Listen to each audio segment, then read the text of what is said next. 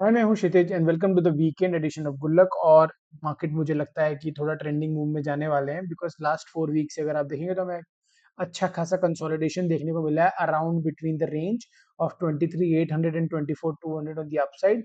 इस बीच में हमें एक फॉल्स ब्रेकआउट और एक फॉल्स ब्रेकडाउन दोनों चीजें देखने को मिली। तो डिटेल में डिस्कस करेंगे निफ्टी का शॉर्ट टर्म लॉन्गर टर्म दोनों क्या ट्रेंड समझ में आ रहा है और क्या फाइनली एफआईआईज नेट बायर्स हो गए हैं जुलाई में, और ये ट्रेंड क्या सस्टेन करेगा कि नहीं करेगा ये भी देखेंगे। और की इवेंट्स में जैसे कि देख रहे हैं कि हमें यूएस इन्फ्लेशन डेटा है, इंडिया का इन्फ्लेशन डेटा है, which are the most important data points long. Significant earnings है इस week including the majority of the tech sector and Reliance industry and all the heavyweight banks.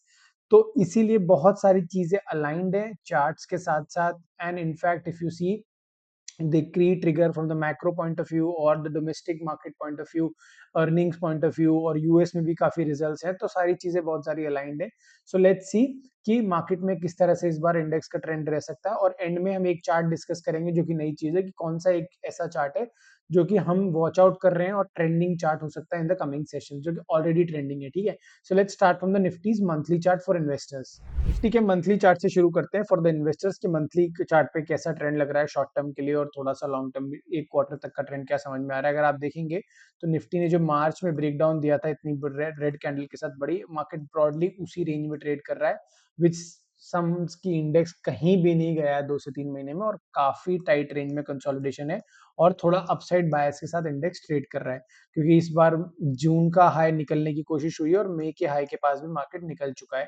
So upside trigger है market में, whether it can sustain और not sustain that is a separate issue. But currently market का structure थोड़ा bullish लग रहा है because 2 month के high के ऊपर निकल रहा है and index is trying to threaten this level of 25,000 in the short term. ठीक है, तो मंथली चार्ट से ना थोड़ा सा पॉजिटिव इंडिकेशन है unless we see some trigger जो कि हम अभी डिटेल में डिस्कस करेंगे। If you look at the weekly chart for short term trading and swing trading perspective, अगर जिनका होराइजन रहता है तो हम देख रहे हैं कि मार्केट ब्रॉडली 23 इसी रेंज में क्लोज हो रहा है, 23,800 से ये जो रेंज चल रही है इसी रेंज में, जो कि मैंने हाईलाइट करी है 24,200 on the upside broadly and 23,800 on the down side. इस वीक मार्केट ने उस रेंज को कोशिश करी क्लोजिंग बेसिस पे कैप्चर करने की, बट वीकली क्लोजिंग नहीं आई है। सो ये रेंज बन गई है मार्केट की ब्रॉडली 24,571, जो कि ये वाला हाई है, लो है। एंड यहाँ पे मार्केट को रेजिस्टेंस मिल रहा है और सपोर्ट एकदम अलाइन हो गया 23,800। सो ये तो बात है कि अगर 23,800 ब्रीच होता है तो मार्केट में काफी सीवियर सेलिंग हो सकती है बिकॉज 3-4 बार ये सपोर्ट टेस्ट हो चुका है। बट यहाँ से हमें कंटिन्यूसली बाइंग प्रेशर देखने को मिल रहा है। तो दूसरा पॉइंट ये भी बनता है कि there are some buyers who are ready to defend this point. Upside में हमें अगर 200 300 के ऊपर मार्केट सस्टेन करता हुआ दिखता है तो वी कैन सी कि मार्केट 24,600 तक आराम से जा सकता है and it can extend this rally also. फिर इतना पॉइंट का मूवमेंट, आप 700-800 पॉइंट का मूवमेंट एक्सपेक्ट कर सकते हैं कि एक ट्रेंडिंग मूवमेंट देखने को मिल सकता है बेसिस ऑन दी अपसाइड। और जैसे की ट्रिगर्स वगैरह हैं तो वो भी हैं। अभी अगर हम देखेंगे चार्ट तो डेली चार्ट पे ये शॉर्ट टर्म ट्रेडर्स के लिए जिनका होराइजन काफी 14 दिन से 15 दिन का रहता है, जो स्विंग ट्रेडिंग का पर्सपेक्टिव रहता है उनका भी। इफ यू सी यहाँ पे एक फॉल्स ब्रेकडाउन हुआ आफ्टर लगभग 81 सेशंस के बाद निफ्टी ने अपने 200 ईएमए को रिटेस्ट करने की कोशिश की और ये 81 से 82 सेशंस लग गए हैं। उसके बाद मार्केट ने सस्टेन किया but then again we saw sharp downfall because ये जियोपॉलिटिकल अनसर्टेनिटीज की वजह से हुआ था। फिलहाल के लिए what we can see, market ने एक नया चैनल बनाया। ये एक चैनल मतलब बेसिकली दो एक रेंज में मार्केट मूव कर रहा है और 20 और 50 ईएमए के ऊपर ट्रेड कर रहा है। सो टेक्निकली जब तक मार्केट अपने इन दोनों ईएमए को ब्रेक नहीं करता है या फिर अपने इस लो को नहीं ब्रीच करता है 23,800 को, ये जो वेडनेसडे का लो था, तो इसको जब तक मार्केट ब्रीच नहीं करता तो शॉर्ट टर्म ट्रेडिंग आपका ये मानना चाहिए कि आपको बुलिश बायस रहना चाहिए और रेजिस्टेंस यहाँ रहना चाहिए। इस रेंज के बाहर मार्केट डायरेक्शन देगा, लेकिन ये है कि अगर मार्केट यहाँ से अपसाइड में इस हाई को निकालता है तो this can there is a possibility market can again test 24,500 and if market breaks down the low of 24,000 और 24,100 तो मार्केट में ये लोअर लेवल फिर टेस्ट हो सकता है। सो थोड़ा सा ट्रेंडिंग मूव होने की प्रोबेबिलिटी है बट लेट्स सी कि क्या मार्केट का डायरेक्शन होता है। लेवल्स पे ध्यान रखेंगे तो आ जाएगी आराम से। If you look at the Nifty's breadth, breadth भी एकदम जो है वो 50 के आसपास ही ट्रेड कर रहा है। ब्रेड्थ में हम क्या देखते हैं कि भाई निफ्टी के कितने स्टॉक्स उसके 50 डे एवरेज के ऊपर ट्रेड कर रहे हैं। सो 50% के ऊपर है, मतलब थोड़ा तो पॉजिटिविटी है जैसे हम बोल रहे हैं यहाँ पे कि इंडेक्स नेगेटिव नहीं हुआ है। बीच में स्लाइटली डिप हुआ था लेकिन वापस मार्केट ने क्लोजिंग के वक्त, जो वीकली क्लोजिंग थी उसके वक्त 55% की रीडिंग देखने को मिली है। दैट मीन्स निफ्टी के 50% से ऊपर स्टॉक्स हैं जिनका मतलब 50 डे मूविंग एवरेज के ऊपर ट्रेड कर रहे हैं। दिस ऑल्सो सिग्निफाइज जो पार्टिसिपेशन पार्टिसिपेशन है वो ब्रॉड बेस्ड है, ठीक है, ऐसे सिंगुलर कुछ नहीं है, बहुत नैरो पार्टिसिपेशन में इंडेक्स आगे नहीं जा रहा है।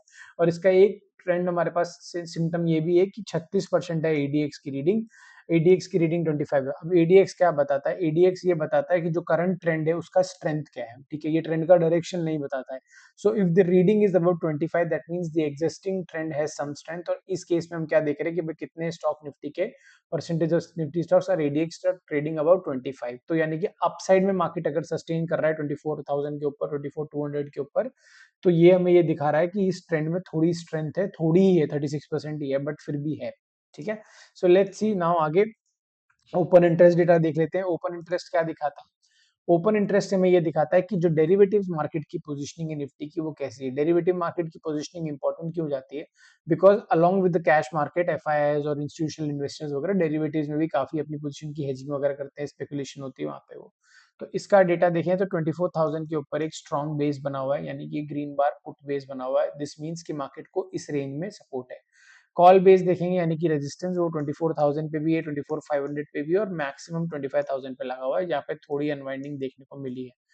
What the derivative data is indicating is कि market is broadly trying to consolidate between 23,500 and 24,500, और ये हमें डोजी से समझ में आ गया है। जब इतना बड़ा डेली चार्ट पे डोजी बन जाता है तो उसका हाई और लो निकालना मुश्किल हो जाता है। रेंज एक्सपेंशन हुआ, 800 पॉइंट की रेंज बनी लगभग लगभग, जिसका हाई आपका 24,530 के ऊपर है और लो आपका 23,700 के आसपास है। तो ये काफी बड़ी रेंज है, इसीलिए आप देख रहे हैं कि डेरिवेटिव पोजीशनिंग कुछ ऐसी बन गई है कि दोनों एक ही स्ट्राइक पे 24,000 कॉल और पुट पे अच्छा हुआ है, लग गया है, विच इज इंडिकेटिंग कि मार्केट में जो भी मूवमेंट आएगा हो सकता है वो वापस मीन रिवर्ट कर जाए, बिकॉज पोजीशनिंग ऐसी है कि they are trying to stay कि भाई मार्केट इसी रेंज के आसपास कंसोलिडेट कर सकता है, ठीक है। So what is a trading plan basis that, trading plan मेरा ये है बेसिकली कि जो लास्ट वीक मैंने साइडवेज टू बुलिश मोमेंटम रखा तो एक्सपायरी तक तो वो प्ले आउट हो गया।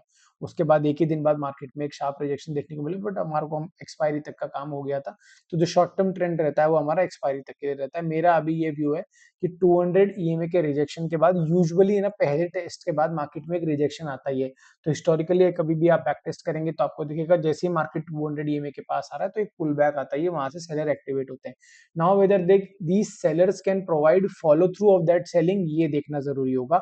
फॉर एग्जाम्पल इसके लिए हम ये करते हैं कि 23,800 हमारे पास, 23,800 downside and 24,500 on the upside.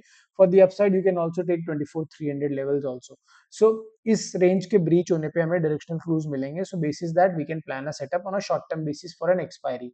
But longer term horizon, अब जिनका बड़ा व्यू है कि नहीं हमें तो म्यूचुअल फंड इन्वेस्टर्स है, इन्वेस्टिंग करनी है, उनके लिए मेरे को लगता है मार्केट अभी भी रेंज में है। जब तक मार्केट 25,000 या 24,300 400 के लेवल पे वीकली मंथली क्लोजिंग पे क्लोज नहीं हो जाता है, तब तक सेंटिमेंट रिवाइव नहीं होगा। The moment market closes about 24,500 और 300 ऑन द मंथली स्केल और a weekly scale, then there can be some expectation कि मार्केट वहां से 25,000 की जर्नी शुरू कर सकता है ऑन दी अपसाइड। तो इन्वेस्टर्स के लिए ब्रॉडली रेंज अभी रेंज बाउंड है, लेकिन with some positive momentum. FIs data देख लेते हैं। लगभग लगभग 400-500 करोड़ की नेट बाइंग फिगर आ रही है जुलाई में, और आफ्टर 1 ईयर ब्रॉडली ये जून में हमने देखने को मिली थी। उसके बाद से लगभग साल भर का सेलिंग प्रेशर रहा है, जो कि मार्च में एग्रीवेट हुआ है एंड फाइनली थोड़ा नेट बाइंग कर रहे हैं। क्या ये चेंज इन सेंटिमेंट है? कोई चेंज इन सेंटिमेंट नहीं है, this is slightly breather, okay. That doesn't mean कि they have turn net buyers on a very large scale, it's just a 400-500 crore figure, which की मीन्स कि बेसिकली मार्केट में इनका participation अभी न्यूट्रल है। 4,000 sorry 5,000 crore का इनका बाइंग है नेट नेट, तो उतना ही इनका बाइंग फिगर है। तो ये एक तरह से सेंटिमेंट को तो अपलिफ्ट नहीं करता है, बट सेलिंग प्रेशर कम करने से आपका ये रहेगा कि मार्केट में डाउनसाइड रिस्क कम हो जाती है, ठीक है। तो एफआईएस का figure finally after 1 year they have turn net buyers but of a very marginal amount, that does not indicate change in trend, because अगर आप देखेंगे तो इनका इंडेक्स फ्यूचर्स में पोजिशनिंग नेगेटिव ही है।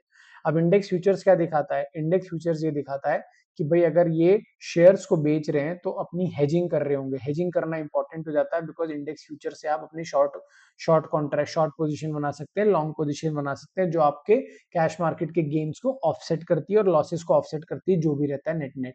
तो अगर आप देखेंगे इंडेक्स फ्यूचर्स में इनकी पोजीशनिंग अभी भी बेरिश है with 2.55 lakh contract, that doesn't necessarily mean कि they are very bearish, it's mean they are tactically bullish, okay, in simple terms. तो टैक्टिकली बुलिश, और जब तक ये डेटा पॉजिटिव नहीं होगा along with the share market cash market data, जहाँ पे वो नेट बाय करते हैं शेयर वगैरह, तब तक आप इसको एक पिंच ऑफ सॉल्ट से ले सकते हैं कि जो भी रैली आपको देखने को मिलेगी उस पर एक ओवरहैंग रहेगा ही रहेगा for sustaining at higher levels. Now let's start with the key events. Earnings है मोस्ट स्पेसिफिकली, इस बार काफी अर्निंग्स है। आप देख रहे हैं एचसीएल टेक, आईटी, लगभग लगभग आईटी पैक तो मेजरली है ही सही अपना मंडे थर्सडे को। फ्राइडे को रिलायंस इंडस्ट्रीज के रिजल्ट आएंगे, इनमें जियो फाइनेंशियल सर्विसेज के भी रिजल्ट आने वाले हैं, और सैटरडे को तीनों मेजर बैंक्स आपके रिलीज कर रहे हैं रिजल्ट। तो यानी कि अगर मार्केट ये एक्सपायरी थोड़ा सा शांति से प्रीवियस वीक की रेंज में निकाल भी सकता है, तो ये मान के चलिए नेक्स्ट वीक इस रेंज के ब्रीच होने की प्रोबेबिलिटी बढ़ जाती है, because all the heavyweights are reporting earnings, और उसमें फंडामेंटल अगर कोई ग्लोबल ट्रिगर भी मिल गया तो आपको उस हिसाब से आपको एक ट्रेंडिंग मूव देखने की एक आशंका है। अभी आप डेट्स चेक कर सकते हैं किन किन डेट्स को किन किन इंपॉर्टेंट रिजल्ट्स आ रहे हैं। Now let's look at the US में भी इंपॉर्टेंट रिजल्ट्स हैं, like I think the major banks are reporting. Yes, we can see JP Morgan चेंज, Wells Fargo, Citigroup, and we can see Morgan Stanley and BlackRock के भी results हैं, along with the Netflix के भी हैं। ठीक है, I think TSMC के भी अर्निंग्स हैं इस वीक, तो यूएस मार्केट से भी काफी इंपॉर्टेंट ट्रिगर रहेंगे from the earnings point of view. वहां पे भी अर्निंग सीजन शुरू हो रहा है। ठीक है, other than this there are one key macro event which is the CPI inflation data of retail inflation बोलते हैं जिसको बेसिक भाषा में, रिटेल इन्फ्लेशन डेटा और होलसेल इन्फ्लेशन डेटा भी आ रहा है, बोथ इंडिया एंड यूएस। ठीक है, अब ये इस वीक यूजुअली इन्फ्लेशन डेटा कभी कभी इंपॉर्टेंट हो जाता है, बिकॉज यूजुअली कभी कभी नहीं भी होता है, बट इस बार से ज्यादा का हो रहा है, बिकॉज आपका जो क्रूड ऑयल में स्पाइक है वो नॉर्मलाइज हो गया है। तो जो भी रीडिंग है उसका कंसेंसस से हायर आना, और अगर क्रूड ऑयल में स्पाइक बरकरार रहता है तो दिट मीन्स कि फेड और यूएस, मतलब फेड के ऊपर प्रेशर रहेगा यूएस में to keep the rates higher for longer, और इंटरेस्ट रेट हाइक की प्रोबेबिलिटी बढ़ती है। इंडिया में भी अगर हमने देखा कि अभी तक तो रेट हाइक की पॉसिबिलिटी नहीं है, बट अगर ये कंसेंसस से ज्यादा आता है इन्फ्लेशन की रीडिंग और लगातार बनी रहती है despite crude being elevated around $80 and above, तो वहां पे हमारे बैंक्स पे भी प्रेशर आएगा, आरबीआई पे। तो उस हिसाब से हमें भी देखना होगा कि इस बार की इन्फ्लेशन रीडिंग किस तरह से, whether it is above, how much is it reaching the consensus, और फिर आरबीआई की मीटिंग में और क्लैरिटी मिलेगी। बट यूएस का डेटा भी इंपॉर्टेंट है, क्योंकि वहां भी जैसे मैंने बोला अभी तक तो एक ही रेट हाइक है इस ईयर में प्रोजेक्टेड। अगर ये इन्फ्लेशन की रीडिंग थोड़ी ज्यादा आती है या अगर कम आती है तो ठीक है, अगर ज्यादा आ जाती है तो प्रॉब्लम होगी, और उसमें ये भी देखना होगा कि क्रूड ऑयल अगर वापस एक रिबाउंड किया है। गोइंग फॉरवर्ड थोड़ा शो के फॉर्मेट में चेंज कर रहा हूँ, मोस्ट ट्रेंडिंग सिक्योरिटी लूंगा for example, not only from the point of view of analysis जिसको आप इनसाइड पे एक्ट भी कर सकें।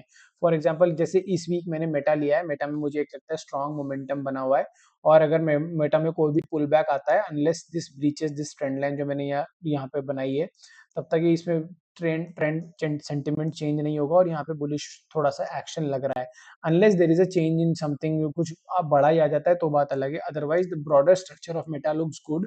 मेटा यानी कि फेसबुक, आप पार्टिसिपेशन कर सकते हैं आपका रिस्क एपेटाइट के हिसाब से, बट जितना पुल बैक पे करेंगे उतना ठीक है, इसको फ्रेश चेज नहीं करना है कि नहीं यहीं कर लिया, wait for a pull back और something, then this can be a great great setup. और अगर आपका ये इसके नीचे इनवैलिडेट हो जाएगा 521 जो ये कैंडल का लो है, और आप इसके लो के नीचे भी जो उनको जिनको ज्यादा रिस्क नहीं चाहिए वो इस लो को भी कंसिडर कर सकते हैं। चलिए, तो ये था इस वीक का वीडियो थोड़ा छोटा रखा है, और भी कुछ चाहिए आपको एनालिसिस में तो मुझे कमेंट सेक्शन में बताना, मैं उसको एड्रेस करूंगा। And thanks for watching.